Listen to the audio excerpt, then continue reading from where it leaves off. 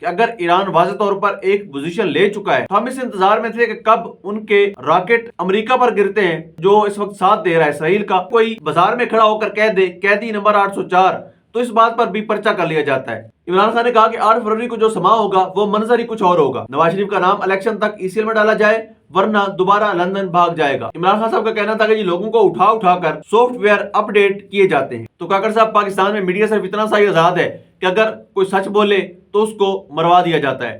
ارشد شریف شہید کی زندہ مثال آپ کے سامنے ہے. اس کے بعد ایک اور شخص بولے عمران ریاض خان صاحب ان کو 140 دن تک غائب رکھا گیا اور جس حالت میں بھیجا گیا وہ پوری قوم نے دیکھا. بسم اللہ الرحمن الرحیم. السلام علیکم. میں ہوں گلفام چودھری. آپ دیکھ رہے ہیں میرا فیس بک پیج اور یوٹیوب چینل. پاکستان میں ہونے والی کچھ عام ترین ڈیولپمنٹ آپ کے سامنے رکھتے ہیں. فرسٹ آف آل ہم بات کریں گے ایک ایسا ملک جس کو آج تک ہم اپنا دوست گردانتے رہے. ایک ایسا ملک جس کے ساتھ ہمیشہ امن محبت اور بھائی چارے کا پیغام جو تھا وہ پہنچتا رہا اور ان کی طرف سے آتا رہا.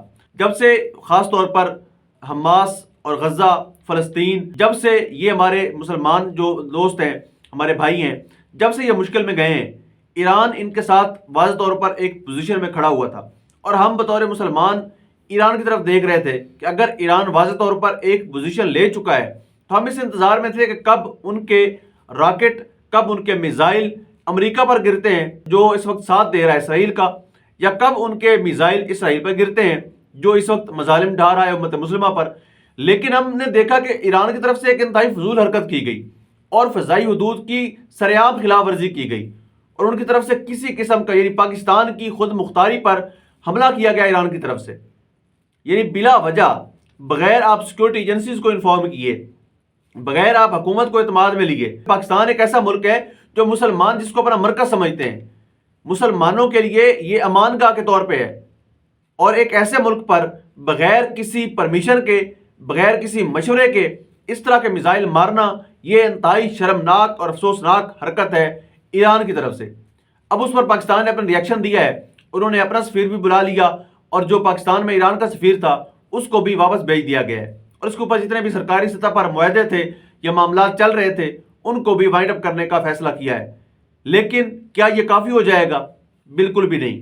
اس کا جواب یاد رکھیں کہ آپ پاکستان کی حکومت سے مخاطب ہوں کہ آپ ایک ایٹمی قوت ہیں. اگر آپ کی خود مختاری پر حملہ ہوتا ہے اور کوئی ایسا کرتا ہے جس کے اوپر آپ اعتماد کرتے ہیں جس سے آپ کا محبت کا رشتہ ہے جس سے آپ کا ایک احترام کا رشتہ ہے اگر ایسا ملک بھی خلاف ورزی کرتا ہے تو اس کو تابڑتوڑ جواب بھی ملنا چاہیے اور ایک ایسی کارروائی ہونی چاہیے ان کو سمجھ آ جائے کہ انہوں نے کیا ہے. تو اس پر بطور مسلمان بطور پاکستانی میں ایران کی طرف سے آنے والے میزائل جو پاکستان پر گرے ہمارے صوبے بلوچستان پر جس میں 2 بچے شہید ہوئے 3 بچیاں زخمی ہوئیں اس کی شدید ترین مذمت بھی کرتا ہوں اور بحیثیت پاکستانی مطالبہ بھی کرتا ہوں کہ ایران کو اسی انداز اور اسی طریقے سے جواب دینا چاہیے جس طریقے سے انہوں نے یہ حرکت کی ہے.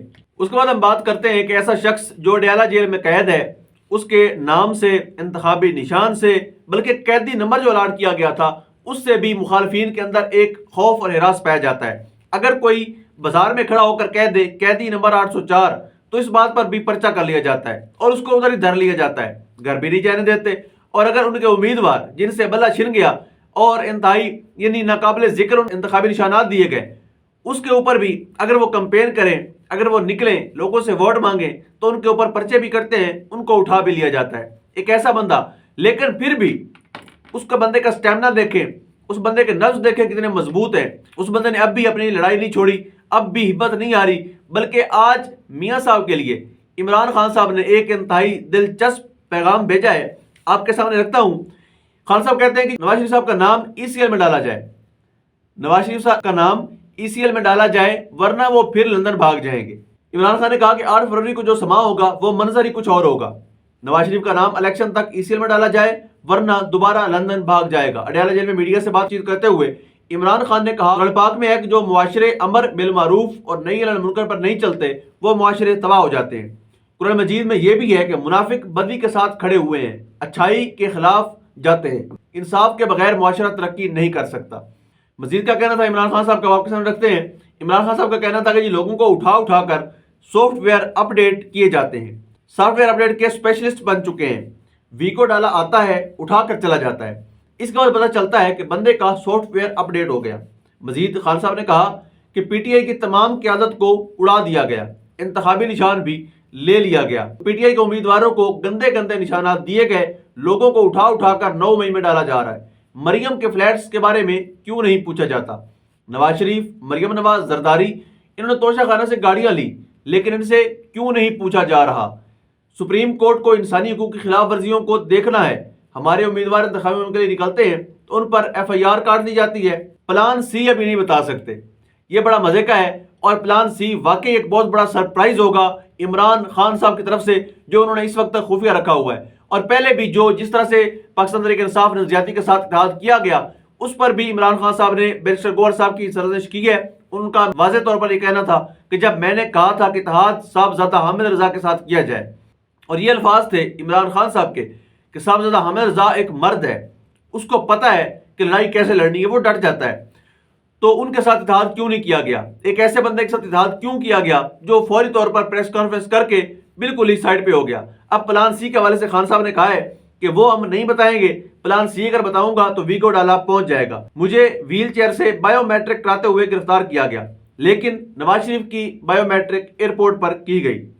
ساتھ کہتے ہیں کہ جب میں اب جیل میں ہوں تو مجھے ٹائم مل گیا ہے، میرے پاس موبائل نہیں ہے، موبائل سے آزاد ہو گیا ہوں، ریلیکس ہونے کا ٹائم بھی مل جاتا ہے، ورزش بھی کرتا ہوں، اور ساتھ ہی کہتے ہیں یہ قوم کو فیصلہ کرنا ہے کہ انہیں آزاد ہونا ہے یا غلام بننا ہے۔ یہ جنگ حقیقی آزادی کی ہے، کیا ہم نے ہمیشہ طاقتور لوگوں کی غلامی کرنی ہے یا ہم نے آزاد ہونا ہے؟ لیکن جب تک زندہ ہوں لڑتا رہوں گا، غلامی قبول نہیں کروں گا۔ نواز شریف اس لیے خاموش ہیں کیونکہ اس نے غلامی قبول کر لی ہے۔ عمران خان نے کہا کہ این آر او کے لیے یہ پی ڈی ایم میں اکٹھے ہوئے تھے، ہمارا این آر او لینے والوں سے کسی قسم کا اتحاد نہیں ہو سکتا۔ میں پاناما کیس میں نہیں پکڑا گیا، مجھ پر توشہ خانہ کا کیس بنایا ہوا ہے۔ جیل میں بیٹھ کر بھی یہی کہتا ہوں کہ کڑے احتساب اور قانون کی بالادستی کے بغیر پاکستان ترقی نہیں کر سکتا۔ یہ کہنا تھا ایک ایسے شخص کا جس کو ہر طرف سے پریشرائز کیا گیا، پارٹی کو توڑا گیا، 200 مقدمات ان کے اوپر درج کیے گئے، ان کو توڑنے میں پھر بھی یہ سرکاری مشینری ناکام رہی۔ اب بھی وہ بندہ اس بات پر ڈٹا ہوا ہے، اب بھی وہ کہتا ہے کہ جیل میں مر جانے کو ترجیح دوں گا، لیکن کسی قسم کی ڈیل نہیں کروں گا، قوم کو میری وجہ سے شرمندگی کا سامنا نہیں کرنا پڑے گا۔ اور عمران خان ایک بار پھر سے اپنے آپ کو اس لڑائی میں جیتنے کی پوزیشن میں کھڑے ہوتے دکھائی دے رہے ہیں، اور انہوں نے اپنے آپ کو اس پوزیشن پر کھڑا کیا ہوا ہے کہ ان کو دیکھ کر کوئی یہ نہیں کہہ سکتا کہ عمران خان نے ہمت ہار دی یا اس لڑائی کو عمران خان صاحب نے ہار دیا۔ کم از کم یہ کہنا بڑا مشکل ہو جائے گا، جس طرح کے نبض ہیں، جس طرح کے ارادے ہیں، جس طرح کا عزم ہے عمران خان صاحب کا، تو قطعی طور پر آپ یہ نہیں کہہ سکتے کہ عمران خان یہ لڑائی ہار چکا۔ عمران خان یہ لڑائی جیت چکا ہے، اور بڑی واضح جیت چکا ہے۔ اگر نظر آنے والوں کو نظر آئے تو وہ دیکھ لیں کہ اتنا کچھ کرنے کے بعد بھی اگر آپ ووٹر کو نہیں توڑ سکے، سپورٹر کو نہیں توڑ سکے، آج پرائمری کا بچہ بھی اگر عمران خان صاحب کے سپورٹ میں کھڑا ہوا ہے تو یہ بہت بڑا انقلاب ہے، بہت بڑی تبدیلی ہے، اور اس تبدیلی کے لیے خان صاحب نے کوشش بھی کی اور بالآخر وہ کامیاب بھی ہو گئے ہیں۔ اس کے بعد ایک مزے کی خبر یہ ہے کہ مسلم لیگ نون جب سے میاں صاحب آئے ہیں ڈیل کر کے بوٹ چاٹ کے چور راستے سے اقتدار لینے کے لیے، جب سے وہ پاکستان پہنچے ہیں تب سے وہ عوام میں نہیں جا رہے تھے، اور انہوں نے سیمپل کے طور پر میاں جاوید لطیف صاحب کو بھیجا تو ان کو بھی عوام نے پھینٹی لگائی، ان کو بتایا، یعنی ان کے وہ امیدوار جو عوام میں جا کر کہہ رہے ہیں کہ آپ ہمیں ووٹ دیں یا نہ دیں، ساڑی گل ہو گئی ہے، تو وہ جن کی گل ہو گئی ہے ان کو عوام نے پھر بتایا ہے کہ آپ کی بات ان سے ہوئی ہے جو خفیہ ہاتھوں کے ذریعے ووٹ ڈالتے ہیں، آپ کی بات ان سے نہیں ہوئی جو انہوں نے ٹھپا لگا کے واضح طور پر وہاں پر اپنا ووٹ کاسٹ کرنا ہے۔ تو جب تک عوامی حمایت نہیں ہوتی تب تک ایسی باتیں کرنا حماقت ہوتی ہے۔ اب میاں صاحب نے اعلان کر دیا ہے جی انتخابی مہم کا آغاز کرنے جا رہے ہیں میاں شہباز شریف صاحب۔ اب اللہ جانے نواز شریف صاحب کو ایسی کون سی مجبوری نظر آ رہی ہے کہ جو خان صاحب بھی کہہ رہے ہیں کہ خیال رکھو یہ کہیں بھاگ نہ جائے، ہمارے بھائی صدیق جان بھی کہتے ہیں کہ نواز شریف صاحب کہیں بھاگ نہ جائیں۔ اب جو ہے وہ شہباز شریف صاحب نے نکلنے کا اعلان کیا الیکشن کمپین میں، اور اب دیکھتے ہیں کہ اس بار کون سا نیا کٹا کھلتا ہے، کیونکہ لاسٹ ٹائم جب شہباز شریف صاحب نکلے تھے ان کو اپنے ہی حلقے کے لوگوں نے ان کی گاڑی کو گھیرا اور ان کے اوپر بھی ایف آئی آر کروا دی گئی تھی۔ یہ علاوہ ازیں کہ بعد میں مسلم لیگ نون نے یہ دعویٰ کیا کہ ہم نے کوئی ایف آئی آر نہیں کروائی، اور اس سبکی سے بچنے کے لیے انہوں نے الزام واپس لیا کہ ہم نے ایسا کوئی معاملہ نہیں کیا، ہم نے کوئی ایف آئی آر نہیں کروائی، لیکن حقیقت یہی تھی کہ جن کارکنان نے وہاں پر گھیرا تھا ان کی نشاندہی بھی کروائی گئی، ایف آئی آر بھی کروائی گئی۔ اب دیکھتے ہیں کہ نون لیگ نکلتی ہے انتخابی مہم کے لیے تو ان کے ساتھ یہ قوم کیا کرتی ہے، عوام کیا کرتی ہے، اور ان کو اس بار کتنی بڑی شرمندگی کا سامنا کرنا پڑتا ہے۔ باقی رزلٹ انشاءاللہ 8 فروری کو آپ دیکھ لیں گے کہ لوگ کدھر کھڑے ہیں۔ ذاتی طور پر میں پہلے بھی بتا چکا ہوں کہ میں نے لاہور کے جتنے حلقوں کا سروے کیا ہے وہاں پر میاں صاحب کو بہت بڑے سرپرائز ملیں گے اور آپ دیکھیں گے، لیکن شرط یہ ہے کہ فری اینڈ فیئر الیکشن ہو۔ وہ کتنے ہوں گے وہ ہمارے سامنے رزلٹ ہے۔ اس کے بعد بات کرتے ہیں جی بلاول بھٹو صاحب۔ بلاول بھٹو صاحب نے بدین میں ایک خطاب کیا جلسے سے، ان کا کہنا تھا کہ پہلے جو بندہ 3 بار ناکام ہوا اس کو چوتھی بار اقتدار کس خوشی میں دیا جا رہا ہے۔ تو یہ چھوٹی چھوٹی خواہشات ہیں، یہ چھوٹے چھوٹے یہ کہہ لیں کہ نخرے ہیں، ناز ہیں، جو اس کرپٹ نظام کے جو بینیفیشریز ہیں وہ اس نظام کے سامنے اپیل کرتے ہیں۔ یہ اس نظام کے چند ایک کردار ہیں۔ بڑا کردار ہے چودھری نظام دین، جس کے پاس یہ سارے لوگ جاتے ہیں خیرات لینے کے لیے، جس کے پاس یہ سارے جاتے ہیں فیض یاب ہونے کے لیے۔ پھر وہ دیکھتے ہیں کہ کون کتنا قابل ہے۔ ان کی قابلیت کا پیمانہ انسان کی سکلز کے ساتھ نہیں ہے، وہاں پر قابلیت کا پیمانہ ہے کہ کتنی اچھی ٹی سی کون کرتا ہے، یعنی غلامی کون قبول کرتا ہے، کون ایسا ہے جو کہتا ہے حضور فیصلے آپ ہی کیجئے گا، ہم بس سائن کریں گے۔ جو اچھی پالش کرتا ہے اس کو اتنا زیادہ نوازنے کا فیصلہ کیا جاتا ہے۔ تو چودھری نظام دین نے اس بار نوازنے کا فیصلہ کر لیا نواز شریف صاحب کو، کیونکہ ان کے بھائی نے 16 ماہ ٹکا کے پالش کی اور اپنے بھائی کے لیے کچھ نہ کچھ راستہ بنا دیا۔ اب بلاول صاحب ہر جلسے میں یہ اعتراض کرتے ہیں، ہر جلسے میں یہ گلہ کرتے ہیں کہ حضور آپ نے اس کو چن لیا غلامی کے لیے، ہم کم غلام ہیں۔ بلاول بھٹو صاحب کہتے ہوں گے، یقیناً سوچتے ہوں گے کہ ہم نے اتنے ڈرون حملے کروائے، امریکہ کی غلامی کی، اپنے پاکستانیوں کو مروایا، امریکہ کی غلامی کی، اور ڈیفینیٹلی آقا تو ایک ہی ہیں، جب بنیاد ایک ہے تو ہمیں ہی آپ کیوں ہی گود لے رہے؟ یہ گلہ وہ بار بار کرتے دکھائی دے رہے ہیں۔